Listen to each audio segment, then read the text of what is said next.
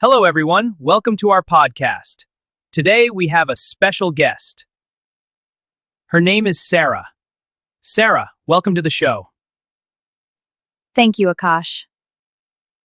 I'm happy to be here. So, Sarah, tell me about yourself. Sure, I'd love to. My name is Sarah. I am a teacher. I love teaching children. I enjoy helping them learn. Education is very important to me. That sounds wonderful. I also enjoy reading books and learning new things. I believe learning never stops. That's a great mindset. What do you do in your free time? In my free time, I like drawing. I also enjoy listening to podcasts. Just like this one?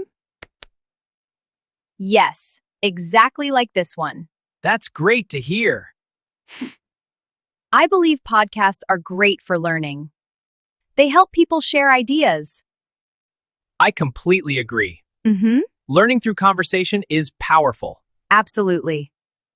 Yes, it really is. And it connects people. Sarah, what advice would you give students? I would say stay curious. Never stop learning. And always believe in yourself. That's wonderful advice. Thank you for sharing. Thank you for inviting me. Thank you, everyone, for listening. We hope you enjoyed this episode. See you next time.